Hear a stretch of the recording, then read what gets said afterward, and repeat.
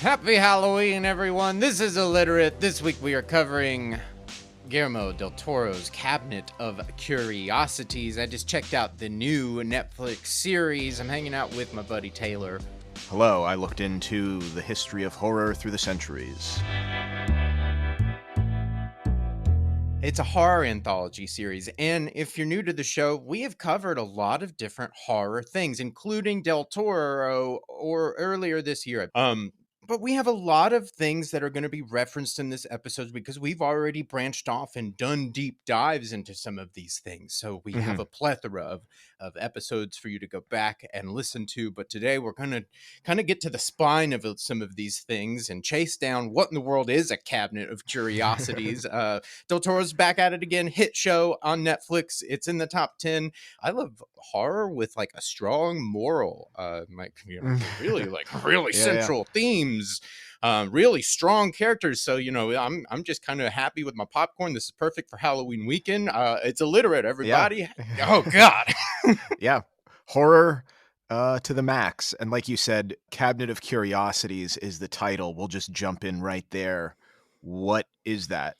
Yeah, it's like he walks out in the opening of all of the episodes and like has one, I presume, a literal is cabinet. What is, yes, like this very intricate, like mahogany, almost kaleidoscoping Russian doll type cabinet. And so I'm assuming immediately that this is a textured cultural thing that I almost know nothing about.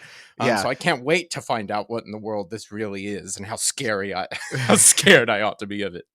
So if you have been to a modern museum, which I hope you have, I certainly have. Go. Just take us with you actually and go listen to what the Cabinet of Curiosities is the early ancestor of that concept, which I see. Like a curio cabinet, like come and look at my artifacts. I'll tell you the stories behind them in my home, my personal effects. Yeah, and so it was essentially in a more vain sense for rich people to impress their friends because the peasant of the 1600s could not have this in their home. But if you had several rooms in your home and servants and butlers and whoever to curate these things, you could. Yeah. And merch. Right. If you're some noble lord, you could have this. What I found interesting is that concept of the physical piece of furniture is even a lesser version of it. So a cabinet, in the grandest sense, was a whole room, not a piece of furniture. It was a term referring to an adjacent room of the main room that would be a study, which is the person in the smoking jacket, the very presentational element of a study or a cloistered, smaller space away from the action of the rest of the house. And then that other terminology could be a closet, even though we think of a closet as a place to keep clothes, but it was a place to retreat, the cabinet. Yes. Which then, if you think about it in terms of other linguistic areas, we think of a cabinet in the governmental sense. Oh, the president or the prime minister's cabinet. But that is like their closed private council. So you'd go to the cabinet, and that would be where your closest friends were to confide in behind private closed doors. Matters. Yeah. So eventually it would be just the single thing with drawers and shelves if you were of the poor or rich and didn't have a whole room to devote to a taxidermied alligator on your ceiling or whatever it might be. But you don't have an action figure room, Taylor? I think I have a drawer. Yeah, I have one drawer devoted to old stuff. But yeah, I guess if you did have your glass cased, I'm immediately connecting with it because I love just displaying all my little knickknacks, and I want to tell you the things like how much I love them. Yeah, yeah, exactly. So that's what it was. 1600s to 1800s, the prime Renaissance Europe time, which is also, not coincidentally, the development into modern science. And so this is where the speculative horrors stuff of the comes unknown. Right. It's got dragon's blood or mythical animal skeletons. Nobody's splitting God's atoms. Vetting this stuff. It's designed to say, well, somebody gave this to me when they were on a trip to the great far north and found this two-headed snake, and who knows, it's a snow snake, and nonsense. Or lineage stories. We found this on a great hunt. Yeah, yeah. And so that's where This you could jackal impress your rabbit. friends. Yeah. Yeah, exactly. So some of it was, though Jackalope. jackalope, exactly. Yeah. We have the artificialia, which is the non-nature stuff. It's antiques, it's human art, it's Ah, crude yes. tools and things based on past human stuff. And then the naturalia is the monsters and creatures and those pasted together mer people, skeletons and such. Or you And walk then into the Natural yeah. History Museum and it has all the birds. Mhm, exactly, or you pull out a drawer and there's a bunch of taxidermied hummingbirds and Or that yeah. beetles. Here are the different types of beetles framed on in the Mhm. shadow box on the wall. Yeah. And then scientifica is the science instrument. So this is the way that you could measure crazy science apparatus That yeah. reminds me, I was watching Sleepy Hollow was on TV, the great Tim Burton film, Mhm. and because of this time period, they have Ichabod Crane with all these, like, elaborate, like, string powered, triggered, like, Benjamin Franklin Yeah. style lenses, like, they're absolutely insane, and Mhm. so I was just it's funny you're now adding some, verbiage to it Yeah. almost, so I can Joe was like, "What do you even call these, like, spectacles? These me" Scientifica would be what it is, yeah.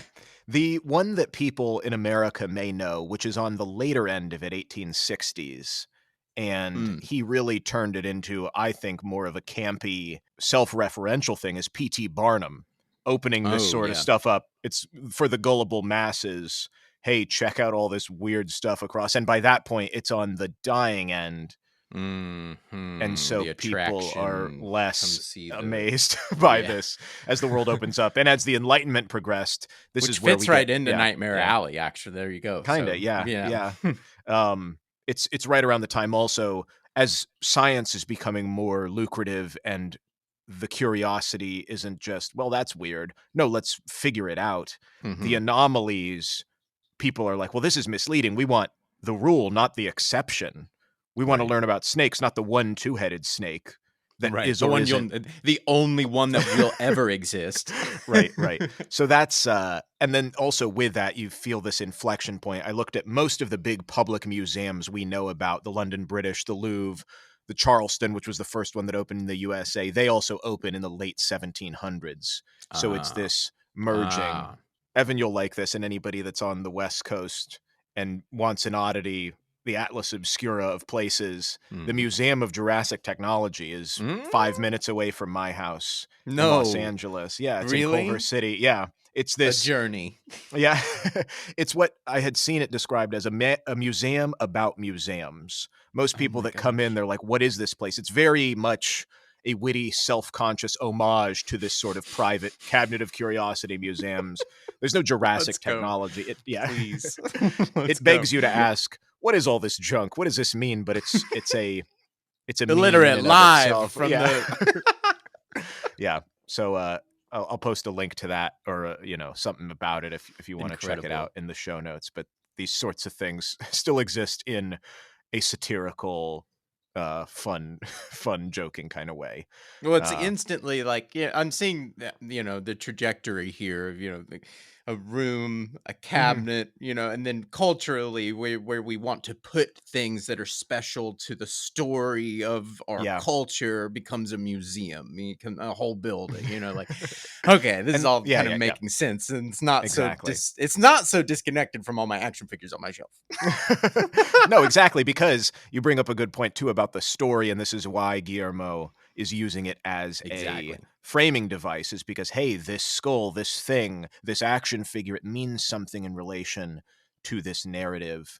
And Yeah. so brings us right into horror and the origins of horror. The two big ways that it could have been used before any sort of literary competency would be folklore and religious tradition as Mm. storytelling. And Hmm. these things Hmm. are like a haunting is tied to an improper burial, so there's a respect for the dead allegorically and literally, but it's more to conform or to instruct and not to thrill or entertain. Right. There's there's strong moral and maybe even health reasons or to scare your kids to not do certain things. What happens and this is in or about the same time as these cabinets are lessening. Reading and literacy is ramping up in the early 1800s in Europe. Hmm. So from the beginning to the end, went from 90% illiterate to 3% illiterate in Wow. England within 100 years. And Wow. the stuff that we've already talked about in this realm is the Gothic fiction, the start of horror, the haunting of Bly Manor we covered Yeah. ages ago. Yeah. The thing that is most similar to this anthological horror, shorter pieces, two different things for two different audiences. One was the Penny Dreadfuls, which Yes. Yes. uh, Yes. aimed at young working class men.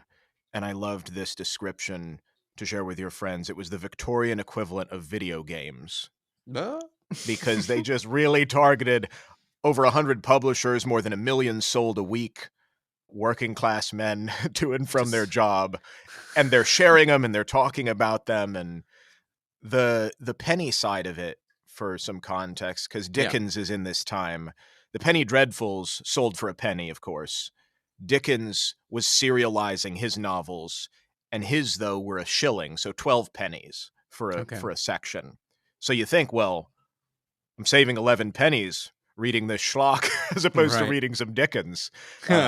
People get mad. Why aren't you reading any literary stuff nowadays? And it's like, Well, I well, can because get it's, 12 of these. yeah, or I can play video games, or yeah, yeah, for the price. So, but I like, there's also in this time really thin plagiarisms. Oliver Twist, I not mean, for Oliver a penny. Twist, was a, yeah, was a common plagiarized. They were even taking Dickens and warping it The around. original Asylum Studios. Yeah, The yeah, exactly, exactly. The ones that came from this that predate a lot of the stuff we know. Sweeney Todd was a Penny Dreadful original, and mm, Wagner the Werewolf was 1846, so really? popularizing werewolf. And then Yes.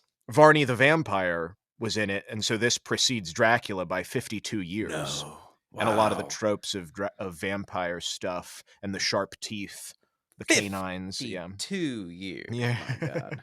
Wow. So that's the young men's side, and that's maybe horror stuff more exciting, but still burned. Yeah. They did not want kids and young men to be reading this, which is why they're huge collector's items now, because who was going to keep them? It's garbage paper and garbage stories, so to speak. The other side of things, I mentioned another audience that horror would be catering to in this time, is what was called the sensation novels, and this is for the Mm. female readers. And Mm. not true horror perhaps as we think of it now, but what you like is the allegorical, moral underpinnings, really strong message Hmm. around the subject matter. And this is the same time, 1860s, 70s.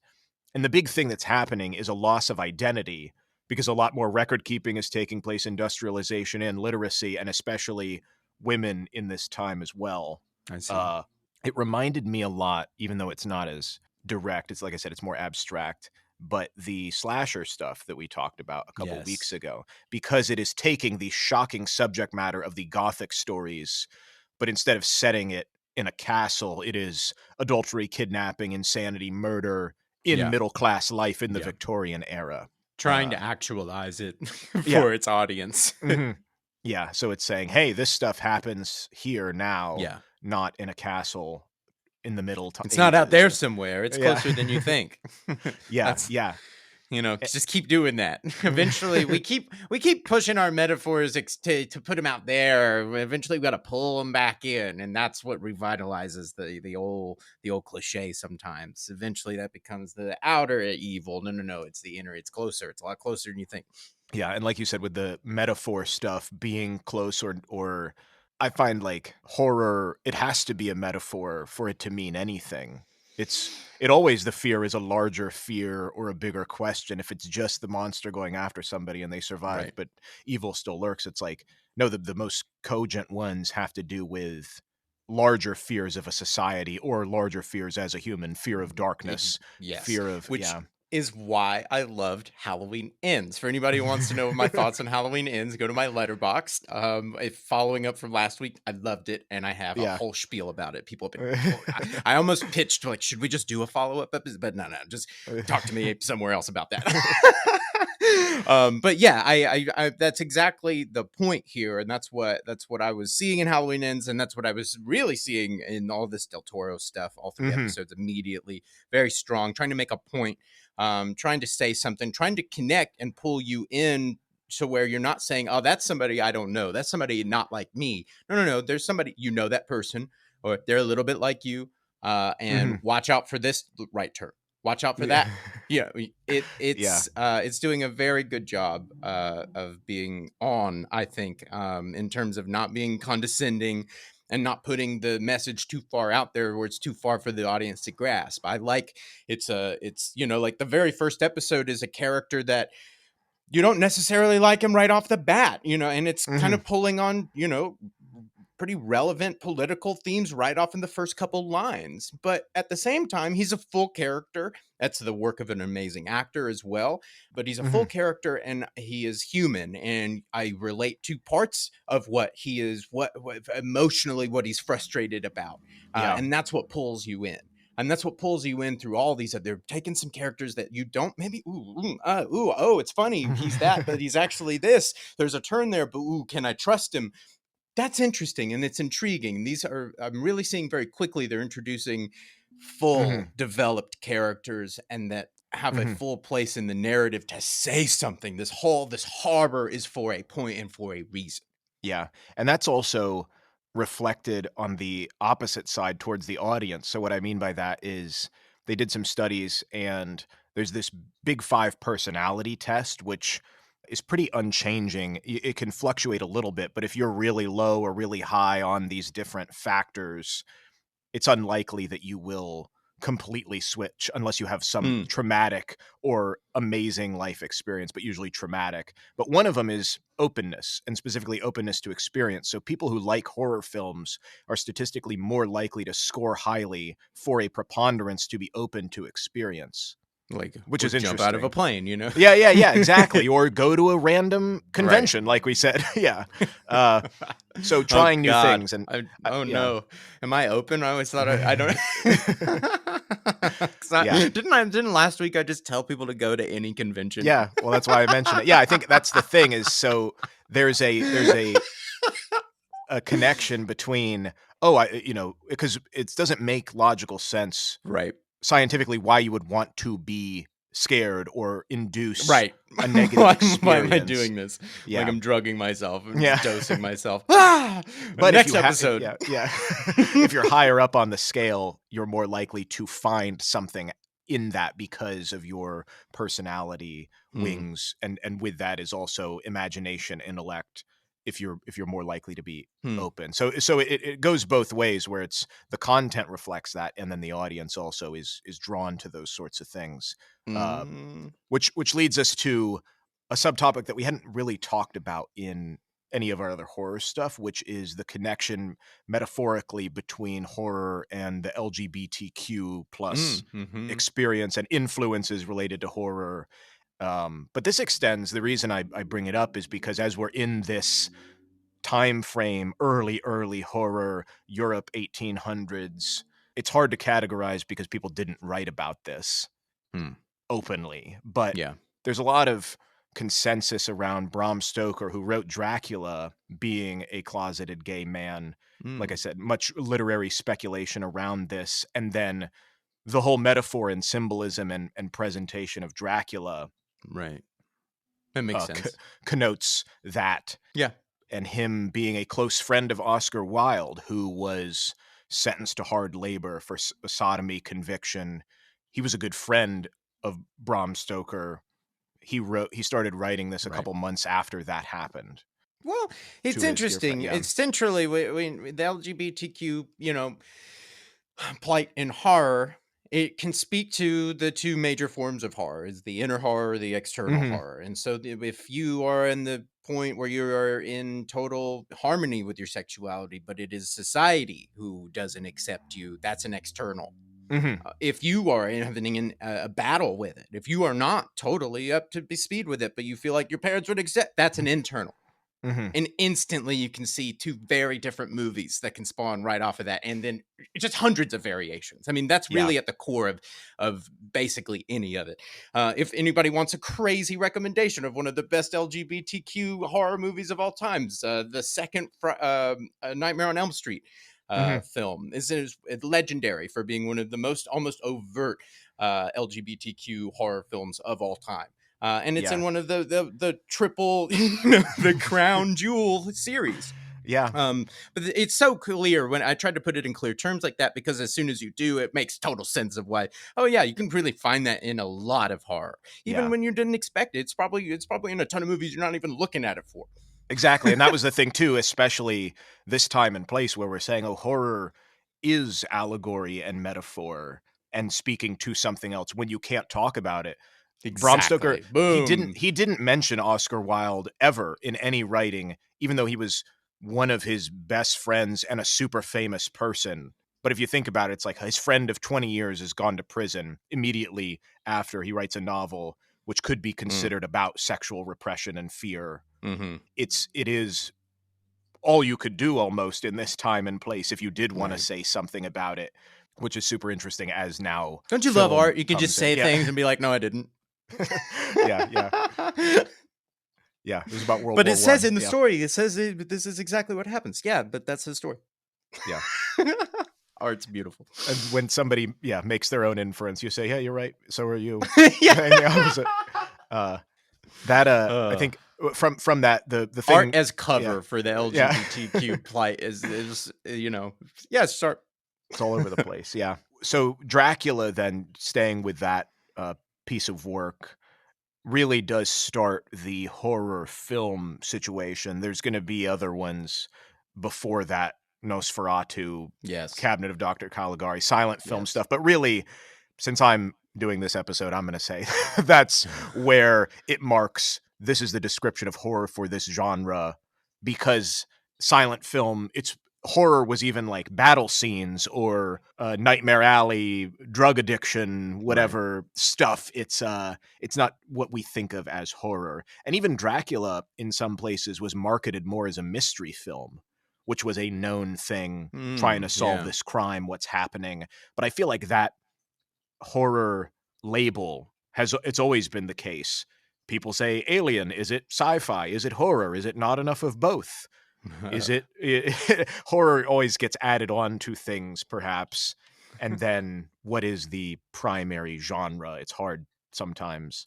Right. Uh I was like Started from the scrolling beginning. through Yeah. like the horror section the other day on YouTube TV, and it Yeah. struck me of just like, man, what I consider a Halloween type style or Halloween time movie, Mhm. it probably means so many different things to so many people, because I was just scrolling through all the different, just wildly different things that people consider horror.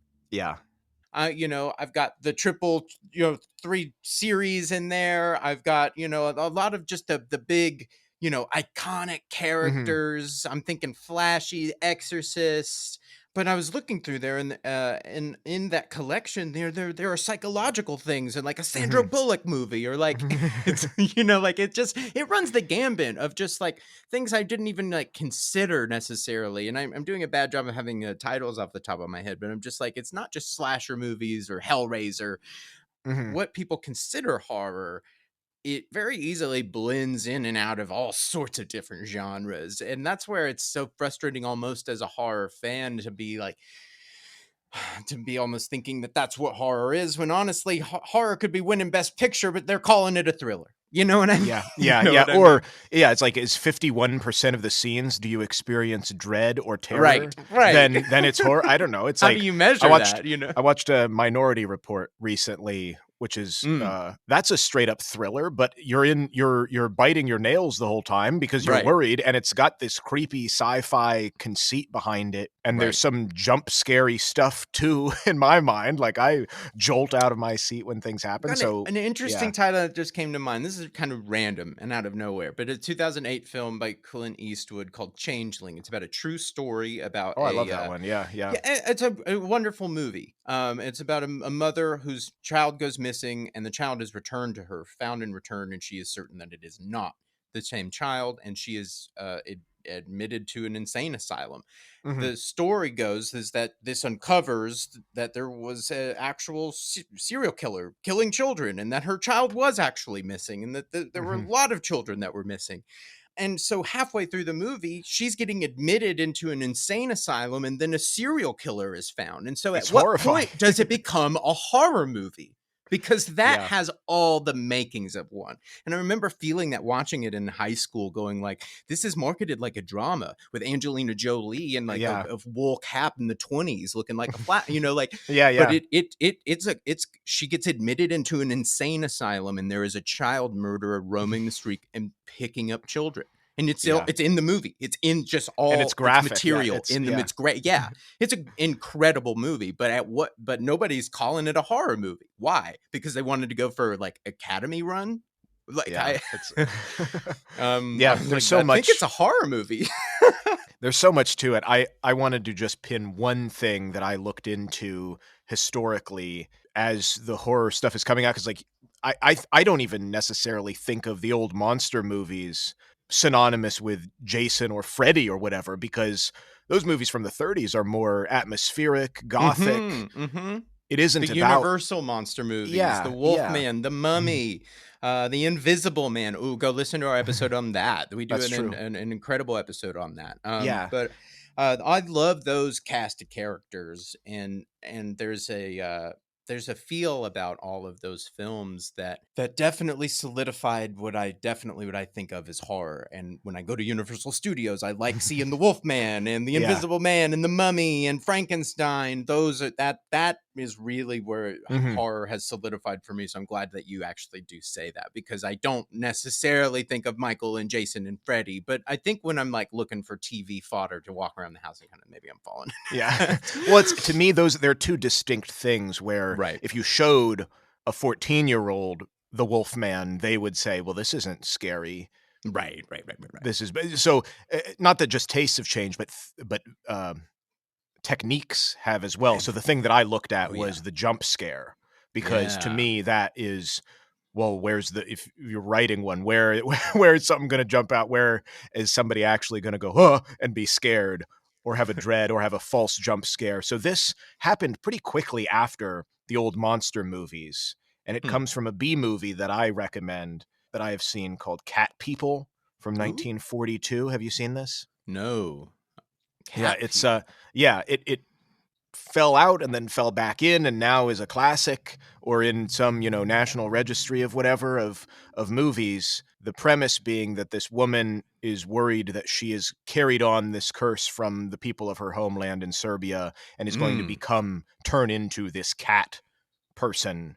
Oh my And gosh. so this other woman, Alice, gets wind of it, and this is one of the pivotal pieces. It also was a B movie, and so they didn't have the effects or the monster movie stuff.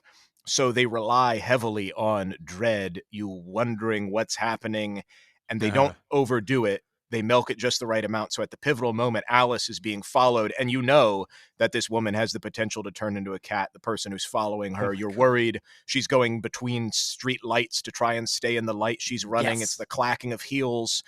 And then immediately she's looking left because that's where she's looking the whole time behind her. And a bus pulls up because she's actually at a bus stop, and the brakes hiss and it's loud. And this is the first jump Ooh. scare because you're expecting a cat to jump out at Uh. her, but it's a bus that hisses and she's able to get on and escape. So it's a false scare as well, but it's perfectly done. It's exactly the technique that probably bad horror movies of 2022 don't even understand how to Right, you don't do. even know what you're doing, what you're Yeah. trying to do, what you're trying to emulate, and it's all born out of the necessity of like, well, you don't have the goods. So you Yeah. can't just throw it in front of a camera and yell action. So you have to make a meal out of all of the connective tissue leading up to the Yeah. and then what you do from there, maybe you pull the rug out from under him, is just a bus. Yeah. But the meal, the enjoyment was the 2 minutes, the lead up, the walking through the Mhm. alley. Don't stop there, keep going. All of that, making a meal Mhm. out of that is what is actually the goodness of it. It's almost like if you ever waited on something until like almost like waiting to receive a present on Christmas, and then like Yeah. as soon as you get it, you're like done with it by January 5th. Is Yeah. all the anticipation of receiving it was actually the special part. Yeah. That's the same thing in a movie. Yeah. Exactly. Exactly. And so cat people is the origin of that trope, and Beautiful. highly recommend as far as analyzing it for the metaphor and symbolism. Women in the 40s, this Mm, one, mm, yeah. unbridled femininity, super interesting. It's also Uh, funny, like growing up with a lot of horror movies that do have a woman lead. I mean, I I grew up with, like, Laurie Strode and Ripley from Aliens, mhm. like, or like, Sarah Connor. I grew up with these women, like, kicking Buffy the ass. Vampire Slayer. Yeah, Yeah, yeah. like, I grew up with these, like, really strong heroine women, and then, like, suddenly I got, like, finally got a career, and I show up and everybody like, we've been talking about how women aren't getting roles like that. But I'm just like, this is where the genre is responsible to do this. So if we haven't been doing this, what have we been doing the last 20 years? Because I'm talking about movies that were made 40 years ago. Yeah, yeah, um, yeah. um, it's pretty interesting to me that so much of what I really loved about cinema through the 70s and 80s and into the 90s, it's centered around a lot of strong women and Mhm. characters that I don't feel like really even get the respect that they deserve now. Made by Yeah, probably a whole brunt of filmmakers who are completely overlooked in what they were trying to do. yeah. It's not like it was just like, okay, yeah, cast whoever you want. Like, no, people had input every step of the way for every one of these projects. So I think genre is one of the best places where you get to really see. I mean, it can be contorted, and there are plenty of Yeah, terrible, terrible horror movies that are just preying on all of the worst examples of Tropes, all. yeah, yeah. Those aren't the ones that go number one. Those aren't the Yeah, ones that people are talking about. Those aren't the ones that are moving the medium. The ones that are really making gains in the genre are doing something with their women characters yeah. most of the time. Well, Um, speaking to something with that point on the jump scare train and cat people and the history side of things, and I don't know what you could say what this does for women, but I was interested that the jump scare stuff didn't catch on. It was like, well, this is this cool moment, but it was a semi-forgotten B movie for the time, so mm, that is not utilized in horror really until 1960s Psycho, where hmm people are screaming and fainting when Marion Yeah, gets slashed. And I don't know if that necessarily speaks to what you're talking about of opening things up for women, but it is as far as looking at, well, here's the genre, here's the tropes, here's subverting them, here's utilizing what you can do with this. right. It takes Alfred Hitchcock and 20 years before somebody Right. says, well, no, we can do horror this way. Yeah. Well, and Is again, yeah. the medium is in its infancy. This is we're Mhm. figuring out how a movie works. Yeah. Still. I mean, we still are, but especially at that time. I mean, good lord, Hitchcock is revered because he put it together a little faster than others. But Yeah. otherwise, we're dealing with an incredibly new medium. Yeah. Um, We'll round out tying back to the Cabinet of Curiosities with horror on TV, and briefly up to the point that we're talking about why this anthology stuff. We all know Twilight Zone and Oh yeah, like Hitchcock himself had a series where he right. introduced, every story basically, which is Yeah, exactly what I thought of when Del Toro walks out towards the cabinet. yeah, It made me think of like we've had generationally, we've had these like kind of touchstone horror anthology shows. Hitchcock had his. Twilight Zone was not far after, maybe some overlap. I remember in the yeah, '90s there were some good ones, like this more kid trend one, the scary stories to tell in the dark on yeah, Nickelodeon. Huge fan of that. because campfire is pretty odd. It was pretty like basic format. Like, okay, I got a story, guys, around the campfire, and they all have a pretty Yeah. strong moral message. Tales from the Crypt, the more adult one, very Right. similar, but much more adult and much more graphic and scary, Yeah. actually horrifying. Yeah. But I realized that lasted a good few decades there. Yeah. And I seem to lose the trend through the 2000s, but that made me excited to see now something like Del Toro's Cabinet to Yeah. be back, because I'm now realizing that there's a void of these anthology horror stories. We have some Black Mirror is good, but it's pretty focused. It's Yeah. technology, like that's Yeah. Yeah. good. What is the overarching, or what is, where is Hitchcock? Good evening. I guess it's Del Toro. That's what it looks like, huh? Yeah. Well, I was thinking and then looked up why this even got started this way, or who Yeah. decided, well, we should have somebody in a suit in the Cabinet of Curiosity-esque room bringing out what the tale is for this evening. And it ties back to the lack of budget stuff. Mm. Post World War II, we're not going to do the big monster feature effect every single week. And so how do we subvert that and actually do what we can do, more psychological, character-driven stuff? And what has already been done that we can pull from there is well-established radio programs. So there was Lights Out, Inner Sanctum, Suspense, the old anthology Mhm. radio shows. They just took and turned Yes. them into TV Yep. episodes. And then and because you can't see anything on the radio, they also couldn't really do things that it's mostly dialogue and people in rooms talking and maybe a twist Yeah. at the end. So that's why that became, it's a vestige of just copying radio week by week Interesting. I for the love it. TV stuff. The only thing that Yeah. did change as TV progressed was in the 60s, which we talked about with our Batman stuff. Who knew that would come in? But Ugh. there became this more campy comedy angle, and so you get the Munsters and Addams Family as Yes. the campy horror TV show stuff. And then we go back a bit to more anthology stuff once that fad ends in the 70s. That's, I'm glad you yeah. reminded me of that. The Munsters. Yeah. And there's a new Addams Family thing happening soon. And there just was a new Munsters, actually, just released Oh. in August. Yeah, Rob Zombie did it. So No. I've heard mixed. I've heard some people really liked it. I heard some people didn't like it. So I don't know, but I mean, it's time for Halloween, baby. So Yeah. maybe it's time to break it out. Yeah, it's cool that they're going and doing these horror anthology in the old presentational style. I like it a lot. Yeah. Yeah. I think it was immediately showing that there was a void for this, that there was a lack of a voice, a lack of an artistic voice, so like I think immediately when I saw Del Toro, it clicked for me. New cast of artists. He's going to be introducing the directors. He says their names before everyone. Yeah, that it's was their very, story. very, Yeah. it's very classic. Which that's part of it that I'm super stoked for. Is you have somebody like Del Toro now in control of a huge show that's going to bring in all these different directors, all these huge, amazing artists, and that he gets to go vouch for and go to bat for. I wish there were more directors willing to throw their own genre party. That's what it feels like to me. Del Toro's off having his little horror creature feature genre party, and where's Fincher with his true crime procedurals, just taking them all and having a part. I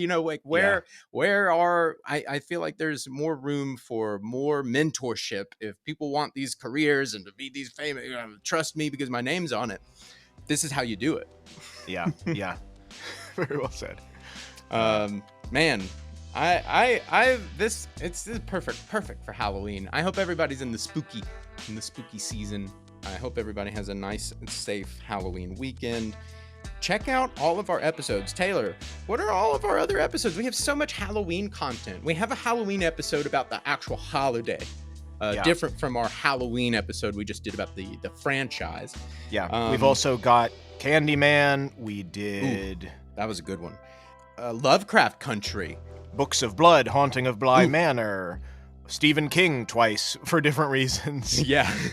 Invisible Man, you said. Two H.P. Yes. Lovecrafts we did. Hansel and Gretel we did. We did a ton. There's a lot. We got a lot of horror stuff. So if it, I know today was a little bit of a grab bag, but that's kind of a cabinet of curiosities, right? That's kind of the point. So we Open talked our about a lot of cabinet, these. yeah. Exactly. Open our cabinet and pull out some of these other episodes. These really interlace more. I mean, and I know a lot of our episodes really overlap with each other, but this one in particular. And if you're in the holiday spirit, go check out some of these episodes because it's a ton of fun. But until next week, thank you guys so much. Please enjoy your Halloween weekend, and we will see you right back here with all of the good stuff next Friday. Catch you then.